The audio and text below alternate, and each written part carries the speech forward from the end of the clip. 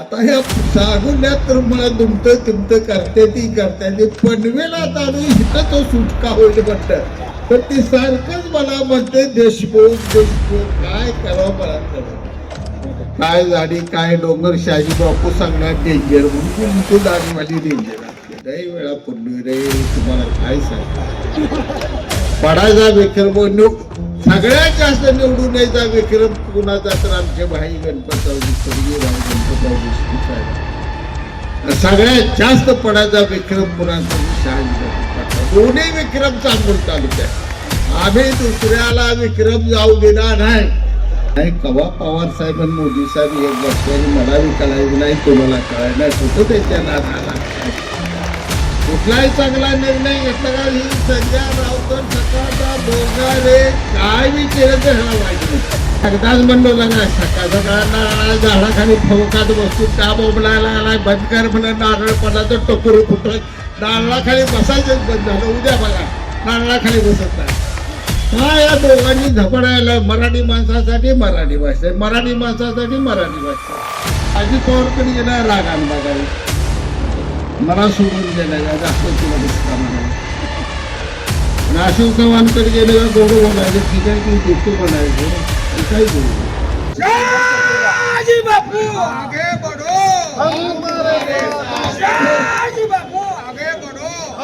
कार्यक्रम झाल्यावर आपण दोघांनी भेटायला आता गडबड करू खाली आलं का 100% मी ओळखले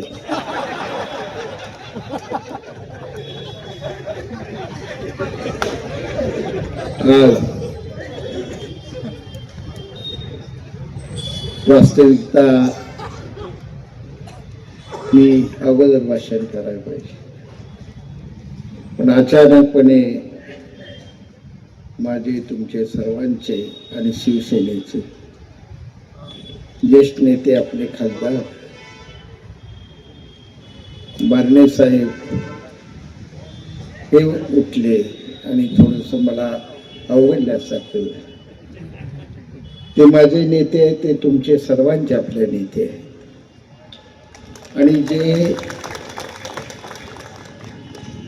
थोडा व्यापामुळं अतिशय सुंदर चांगलं प्रबोधन करून भाषण करून तातडीने गेले ते आपले लाडके आमदार तरुण आदरणीय प्रशांतजी ठाकूर साहेब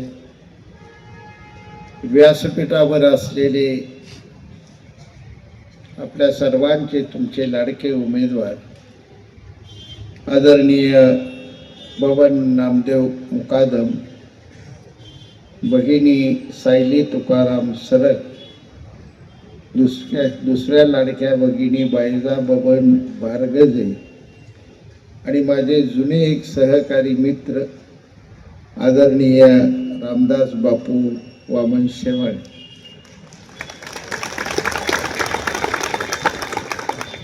आता वास्तविकता मला इथं बोलवून मी आग्रहानं आलो पण ज्यावेळी आपली प्रभात फेरी निघाली होती गाडीत मी उभा होतो त्यावेळी मी बघत होतो बारकाईने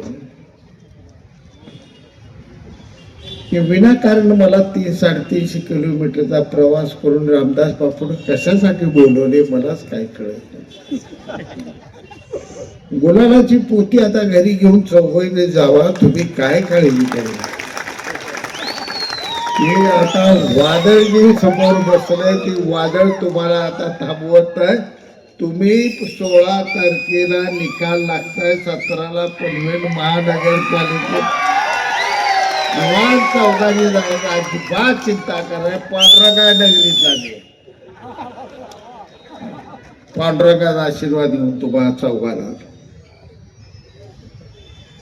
हे यश कशाचं आहे मित्र निवडणुका सुरू झाल्या आता भारतीय जनता पार्टीचे नेते आपले काय त्यांचं नाव ते भाषण करून निघून गेले ते 4-5-6 वेळा सारखं शहाजी बापू देशमुख मी कटाळ होतो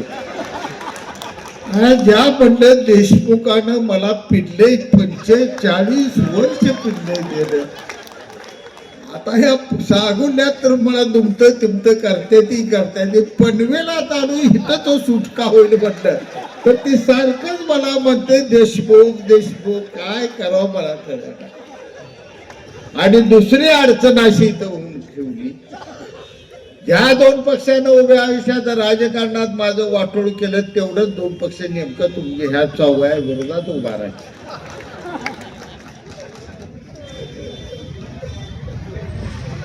पवार साहेबांचं राजकारण काय मी सांगायची गरज नाही, तुम्हाला सगळ्याला माहिती आहे. आणि मला गाडीत फिरत असताना आम्ही आपल्या रॅलीत चालत असताना एक जण कानात म्हणला एकाच घरात पवार साहेबांनी 2 तिकिटे दिली. त्याला म्हटलं गबस केलं का, एकाच घरात पवार साहेबांनी उपमुख्यमंत्री पद दिलंय, खासदार पद दिलंय, आमदार पद दिलंय, अजून काय बरंच द्यायचं आहे, तर तिथं फक्त उमेदवाऱ्या दिल्या त्या. म्हणलं पवार साहेबांना असली काय अडचण नसते. विषय कोण उमेदवार आहे या ठिकाणी, कुठल्या पक्षाचा या ठिकाणी उभा राहिला याचा नसून या ठिकाणी विषय खऱ्या अर्थाने महत्वाचा आहे. जो पक्ष खऱ्या अर्थानं तुमच्या माझ्या या पनवेलची या कळंबोलीची सेवा करेल त्या पक्षाच्या पाठीमागे जाणं हे आपलं पहिलं. आम्ही काँग्रेसमध्ये काम केले, उन्हीपुरी जीवनातले 35 वर्ष मी काँग्रेस पक्षात काम केलं. काँग्रेस पक्षातलं असं एखादं पद सुद्धा नव्हतं की जे पद या शहाजी बापू पाटलाला काँग्रेस पक्षाने दिलं नव्हतं. विद्यार्थी संघटनेचे पद मला होती, मला युवक काँग्रेसची पदही पुढे चालत गेलो, मिळत गेली. मला फादर काँग्रेसची पद मिळत गेली. काँग्रेस पक्षाकडून मी आमदार झालो होतो. 95 साली मी काँग्रेस पक्षाचा आमदार झालो. आणि नेमकं आमचं नशीब सांगोला तालुक्याचं एवढं भारी आहे, ज्यावेळी काँग्रेस पक्ष कायम इथं निवडून यायचा आणि मुख्यमंत्री काँग्रेस पक्षाचा व्हायचा, त्यावेळी शेतकरी कामगार पक्षाचे आमचे ज्येष्ठ नेते गणपतराव देशमुख साहेब तिथे निवडून यायचं. म्हणजे इथे सत्ता काँग्रेसची ना आम्ही तिकडे लालबावट्यात. आणि कधी नाही ते वाणिकीने जर मला 95 साली सगळ्या तरण्या पोराने निवडून दिलं, काय मतं मोजताना कुणाला काय कळलं नाही. आबासाहेब डोकं धरून बसलं. शहाजी काय म्हणलं, आता म्हटलं जावा आता घडले मी तर का करू, म्हटलं का चिठ्ठ्या फाडू का त्या म्हणलं. आता बहुतेक माझं जुळलंय आबासाहेब, आता जाऊया म्हटलं. आणि त्यावेळी नेमकी इथं भारतीय जनता पार्टी सरकार, शिवसेनेचा कायदा होता, कडक कायदा. मत मोजताना बाहेर जगात काय चाललंय काय सुद्धा कळत नव्हतं.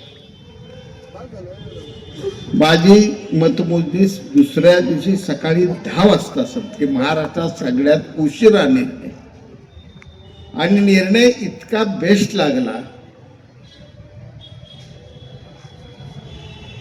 37 तासाच्या मतमोजणीनंतर नेमका निर्णय काय तर मी 192 मतानं निवडून आलो. काय मताधिक्य मोठं माझं, विक्रय मताधिक्य आमचं महाराष्ट्रात. बाहेर हॉलच्या पडल्यानंतर एवढी भारी स्वप्न बघितली होती, काय रे देवा माझी मला माहिती. आता जायचं पवार साहेबांना गाठायचं, पाया पडायचं, रडायचं, काय बी करा, कॅबिनेट होऊ द्या, राज्यमंत्री करा म्हणून गळ्यात पडायचं. असं बोलत बोलत बोलत आलो घरी. आलो का बायको म्हणली कशाचं काय तुमचं सरकार पडलं, त्या शिवसेना भाजप झाला, आता टीव्हीला दाखवत होती.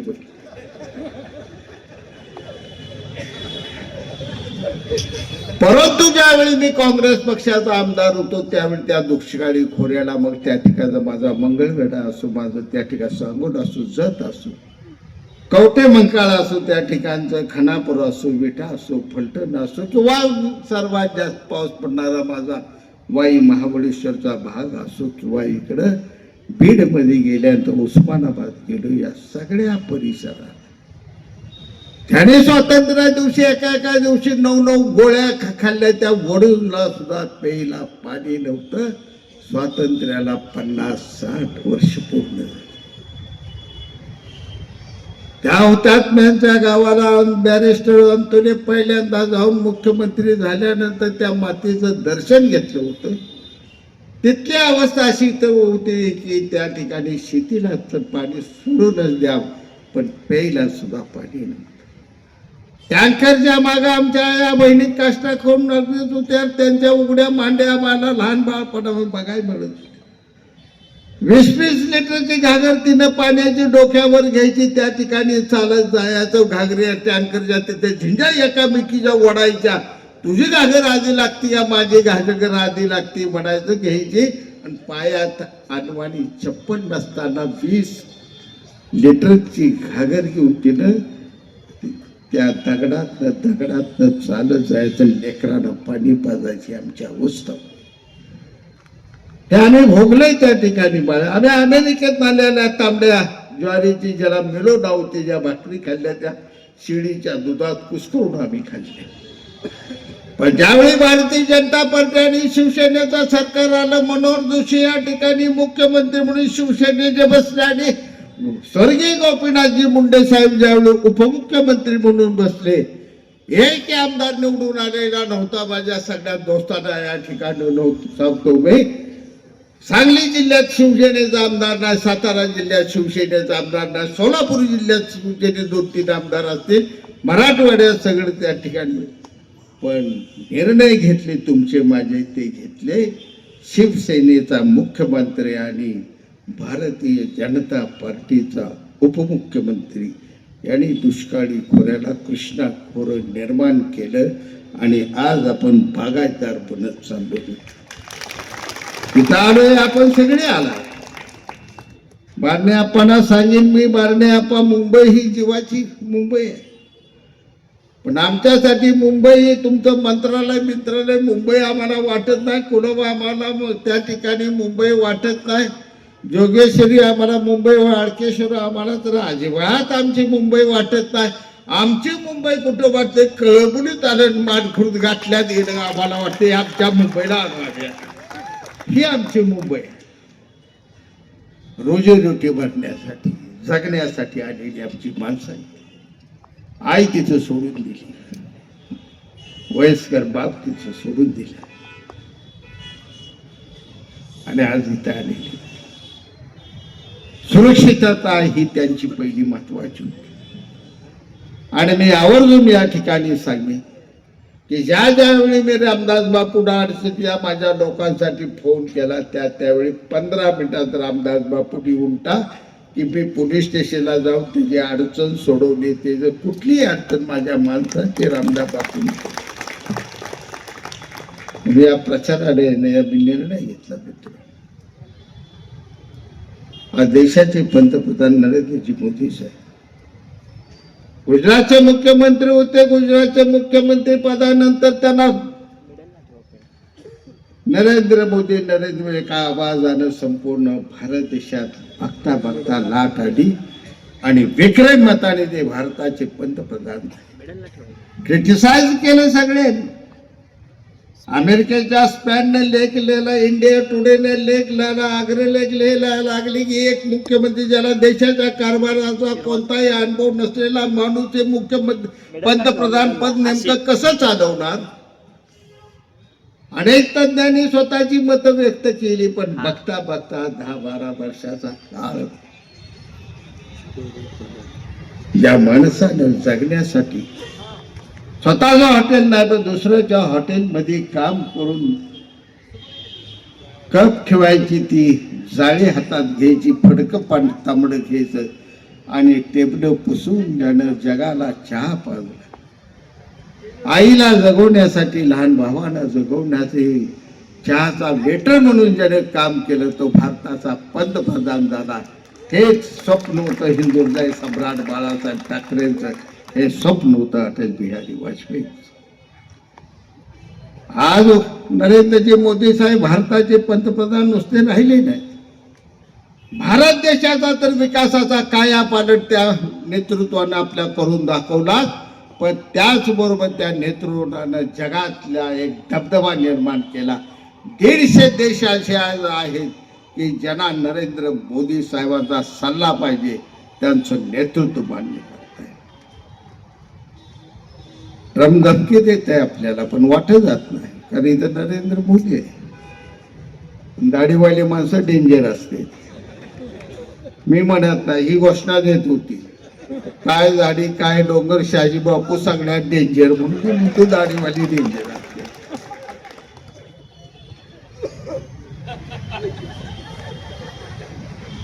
वाट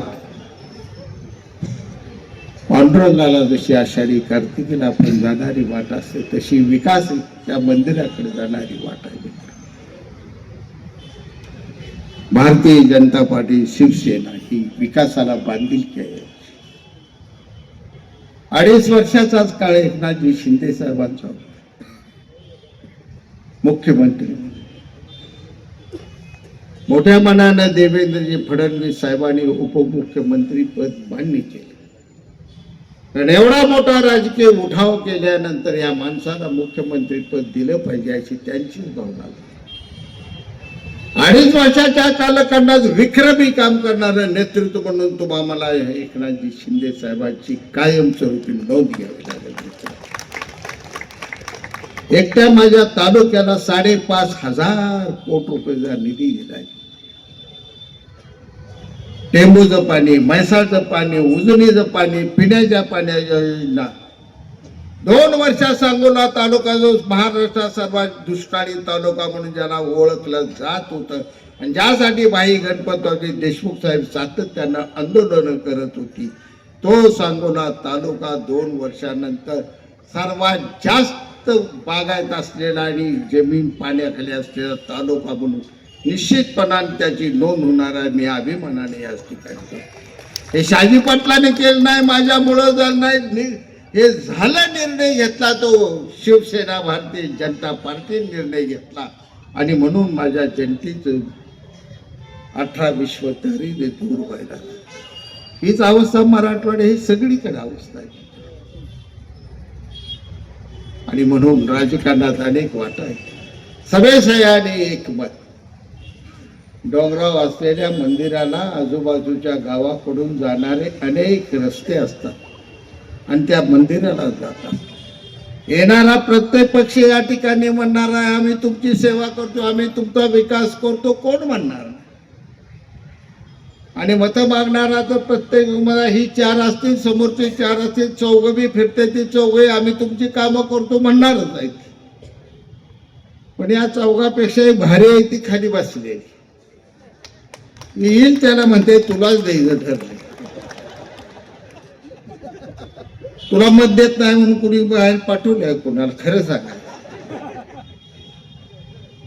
पण मी तुमची आता प्रभात फेरी बघताना मी ठरवलं होतं आणि माझ्या मनात मग लई वेळा पडली रे. तुम्हाला काय सांगा, पडायचा विक्रम सगळ्यात जास्त निवडून यायचा विक्रम कुणाचा तर आमचे भाई गणपतराव, स्वर्गीय भाई गणपतराव देशमुख साहेबांचा. सगळ्यात जास्त पडायचा विक्रम कुणाचा तर शहाजी बापू पाटला. दोन्ही विक्रम सांगोल तालुक्यात. आम्ही दुसऱ्याला विक्रम जाऊ देणार नाही. पडायचा विक्रम आहे आमच्याकडे, निवडून यायचा विक्रम आमच्याकडे. त्यामुळे कसं वारं असतं लगे ओळखतोय. वारं एवढं मला चांगलं पनवेल मध्ये वाटलं की आपण आणि खासदार साहेब आमदार साहेबांना मी सांगितलं की माझ्या जागा 60 ते 65 जागा शिवसेना भारतीय जनता पार्टीच्या पनवेलमध्ये आल्याशिवाय राहणार नाही. माझं गणित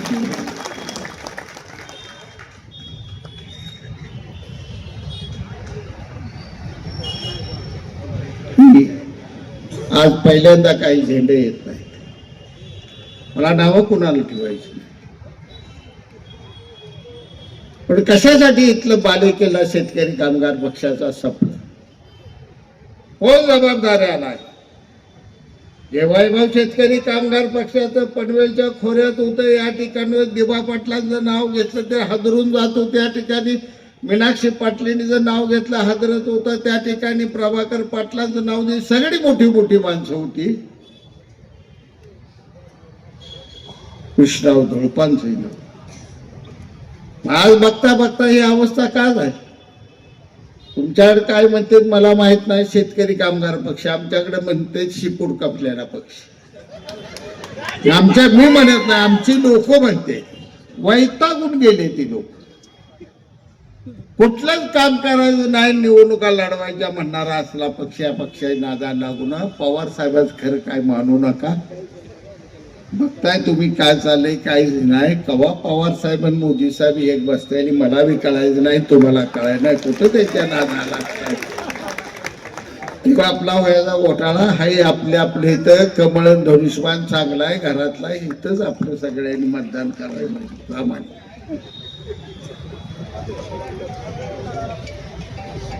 आपल्या सगळ्यांना एक माझं नम्रतेचं आव्हान आहे. मत कसं असतंय, स्वाती नक्षत्राचा ज्यावेळी पाऊस पडत असतो त्यावेळी स्वाती नक्षत्राच्या पावसाचं एक वैशिष्ट्य आहे. त्यावेळी पहिल्या दिवशी स्वाती नक्षत्राचा पाऊस पडतो असतो. त्या पावसाचा थेंब जर त्या चातक पक्षाच्या चोचीत एक थेंब गेला तर चातक पक्षाची वर्षाची तहान भागत असते. त्याच स्वाती नक्षत्राच्या पावसाचा थेंब जर एखादा अळूच्या पानावर पडला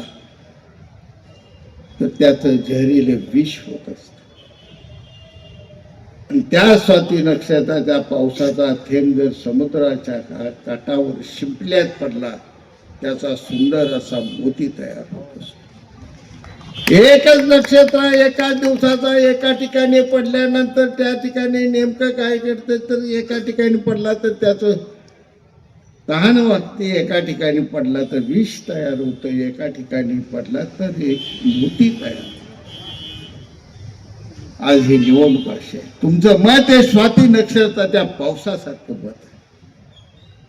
धनुष्यबाणाला कमळाला तुम्ही मत द्याल तर त्याचा सुंदर असा मोती तयार विकासाचा. आणि पलीकडच्या चिन्हाकडे गेला तर आज सांगतो आळवाच्या पाण्यासारखे विषच आहे रे, काय त्याला येत नाही कळत नाही, आरड त्याची ओरड त्याची, या पलीकडे त्यांचं काही गणित नाही.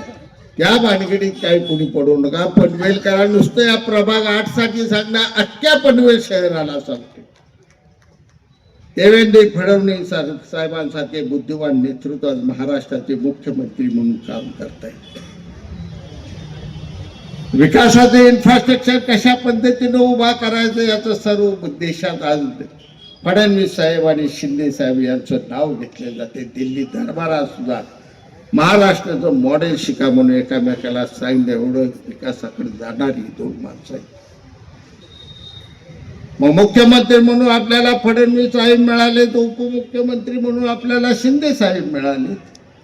ज्या माणसाला समाजातल्या प्रत्येक घटकाची जाणीव आहे, जन्मता जो माणूस डोंगरावर ज्या ठिकाणी जन्माला आला, ज्या ठिकाणी 9.5 महिने पाऊस पडत होता, 3 महिने पण तो उडे पासलेले त्याचं रान, शेती करत होते. आपण सगळे गोष्टी टीव्हीला बघतोय आप्पा, पण माझी तुमची शेती वेगळी आहे. आपली शेती करतो आपण, बैलाकडून नांगरतो, बैलाकडून कुळवतो. आता ट्रॅक्टर आल्या बरोबर, पण एकनाथ शिंदे साहेबांची शेती अशी होती की कुळव सुद्धा स्वतः माणसानं वडायचा होता, नांगूर सुद्धा माणसानं वडायचा होता. या शिंदे साहेबांनी स्वतःच्या रानात स्वतःच्या खांद्यानं नांगर वडल्यानं कुळं वडल्यानं चट्ट त्यांनी कितीतरी वेळा उजव्या खांद्याचं आम्हाला दाखवलेलं काळ्या चार चट्ट आज त्या माणसाच्या खांद्यावर. तिथून जगण्यासाठी येणार त्या ठिकाणी आले साहेब, त्या ठिकाणी ठाण्यात गेले, रिक्षा चालवायला लागले, रिक्षा चालवली, मजूर म्हणून कारखान्यात काम केलं.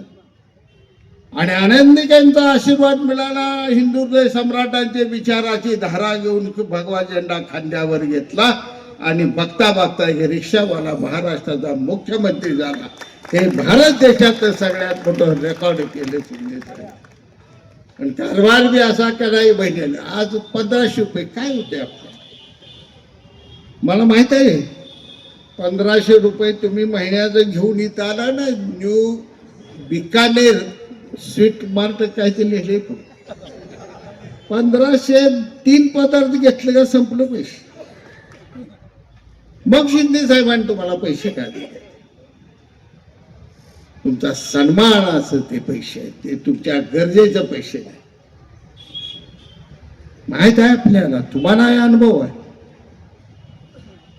करता आपला नवरा असू द्या, करता आपला मुलगा असू द्या, करता आपला सासरा असू द्या, कानातली रिंग जरी 50-60 रुपयाची बदलाय गेलं आणि त्याला मग भरलं की 50-100 रुपये द्या, कानातल्या रिंगा जुन्या झाल्या बदलते. फाट दिशेमध्ये सर्व बाजूला चाललो मी कार्यालयाला, ऑफिसला गडबड झाली, किती वाजले म्हणते, तुझं पडल्या रिंगाचं काय झालं त्या रिंगाला, चांगले आहे ते अजूनही बघायला पुढच्या महिन्यात. जणू काय ह्याचा 50 रुपयाला पहा बजेट हे जो कोलॅप्स व्हायला लागला.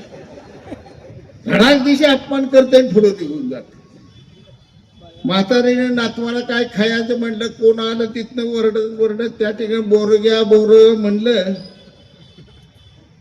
म्हातारने हे आग पोर वरडायला आज बोर घे बोर दे घे 20 रुपये राहू दे एवढंच तुला कडे झोप तिकडे म्हातारी. तिचा अपमान.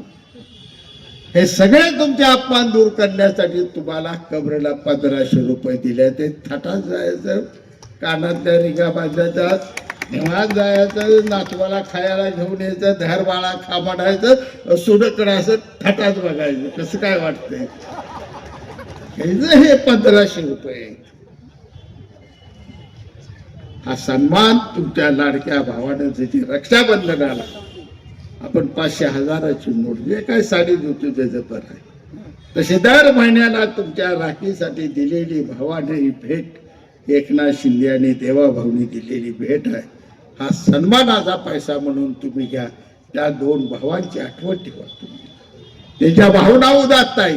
फार मोठ्या मनानं हा घेतलेला निर्णय. विरोधकाने याच्यावर टीका केली, कोर्टापर्यंत गेले, मतासाठी घेतलेला निर्णय म्हणा. मताचं काय तुम्ही आम्हाला भेहागावलं ना, मताचे भेटणारे माणसं ना. कुठलाही चांगला निर्णय घेतला का ही संजय राऊतर सकाळचा बोगारे काय बी केलं तर ह्याला वाईट म्हणतात. हे जर ठरलेलं आहे काय काळजी करायला नाही. ती माझ्या नादाला लागत नाही. अलीकडे मी बघतोय त्या महिन्यात झाडाखाली नारळा बसाय बंद केले. ते एकदाच म्हणलो लागा सकाळ सकाळ नारळा झाडाखाली फवकात बसतून का बोंबलायला लागलाय, बंद कर म्हणून नारळ पडला तर टोकरू फुटत नारळाखाली बसायचंच बंद झालं. उद्या बघा नारळाखाली बसत नाही.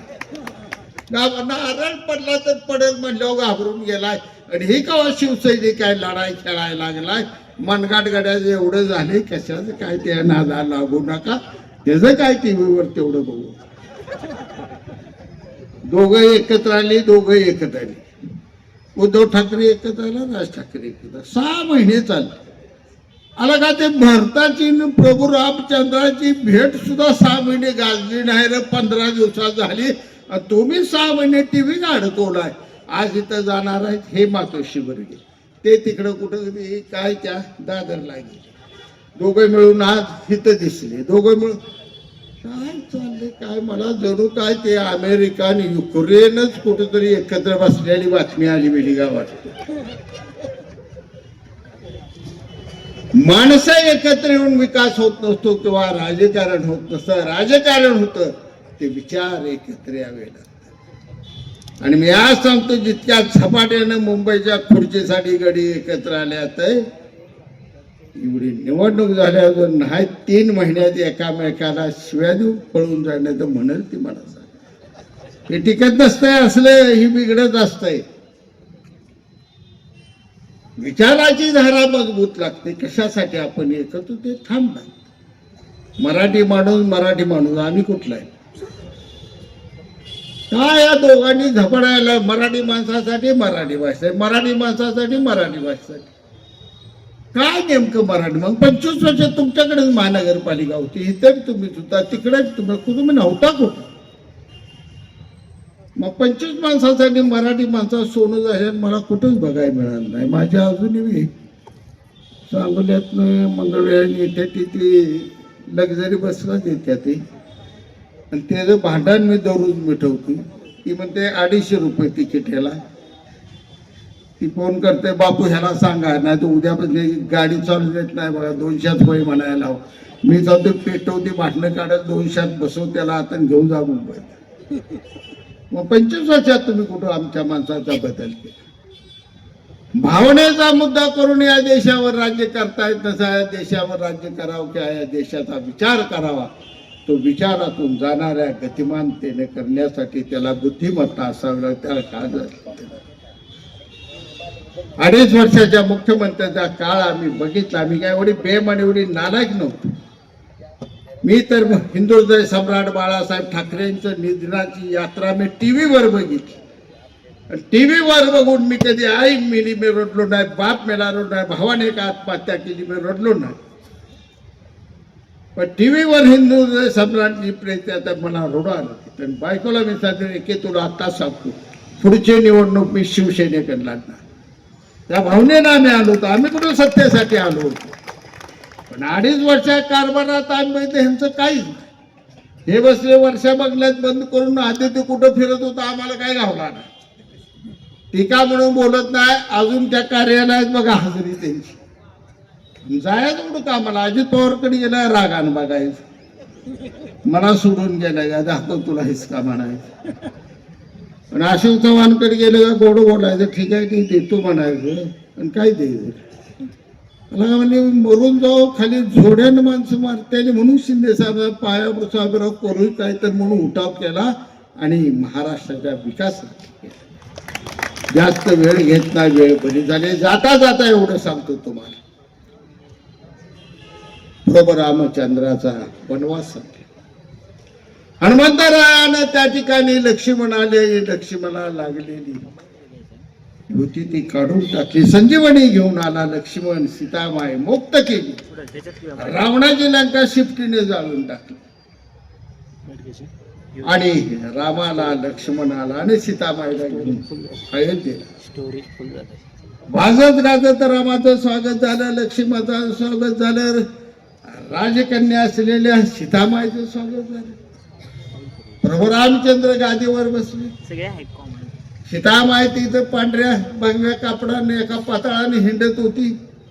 ती इथं चांगली भरजरी साड्या शालून मिळून दाग दागिने नटायला लागली. युद्ध खेळली होती. तिथं लंकेचं माकडे अयोध्येचा कोण माणूस तिकडे गेला नव्हता. युद्ध केलं जंगलातल्या माकडाने. ते रावण मारून टाकला आणि तिथं माकडे गेली बघायला नाही कशी सीताबाई दिसते. कसं कसं उड्या मारायला नाही नाचायला लागली. आता वांढर ते वांढर माकडे ते माकडे. मिठाईच्या दुकानात गेली मिठाई खायला लागली. कोण चाललं काय तर पटली चापट मारून झाडावर चढायची. गमती करायला लागली. जमती करायला लागली. अयोध्या सगळी वैतागले. रामाकडे गेले. प्रभू रामचंद्रा ही पाठ देईल तुझी वानर सेना घालव नाही तर पुन्हा एकदा तू अजून वनवासाला जा. म्हणजे ही काय आम्हाला इथं जगू देत नाही.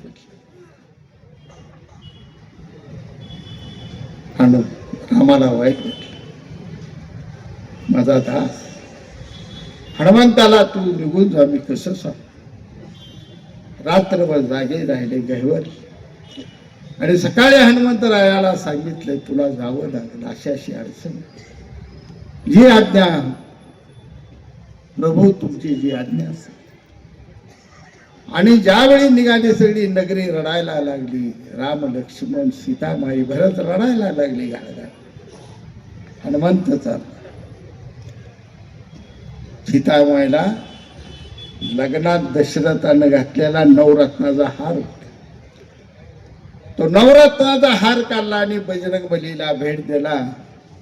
बजरंग बली ही तुला माझी एक आठवण म्हणून नवरत्नाचा हार भेट राहू. हार घेतला. बजरंग बघितला अतिशय सुंदर घेतला. त्याने ताड दिशी तोडला. त्यातला मोठा हिरा काढला. दातानं काड दिशी फोडला. असा बघितलं फेकून दिला. दुसरा हिरा घेतला तोडला असा फेकून दिला. तिसरा हिरा घेतला तोडून दिला. सीतामाई म्हणली शेवटी जाते गेलं वानर. ते वानर म्हणले नवरत्नाचा जगात नसलेला सर्वात श्रीमंत असा हार मी याला भेट दिला. तोडायला लागला. हनुमंत आला आणि म्हणला माई तसं नाही. म्हणला या एका हिऱ्यात ती माझ्या प्रभू रामचंद्राची तस्वीर दिसत नाही. त्याचं नाव दिसत नाही. माती बोलाय तुलाच घेऊन जाई म्हणला. तसं ज्या बटनावर कमळ आणि धनुष्यबाण एवढंच आहे तिथे बटन दाबा. बाकीचं माती मोल आहे समजा. एवढंच सांगतो. जय हिंद जय महाराष्ट्र. आवाज माणदेशाचा, माणदेशातील प्रत्येकाचा. माणदेश प्राईम सबस्क्राईब करा आणि अपडेट रहा.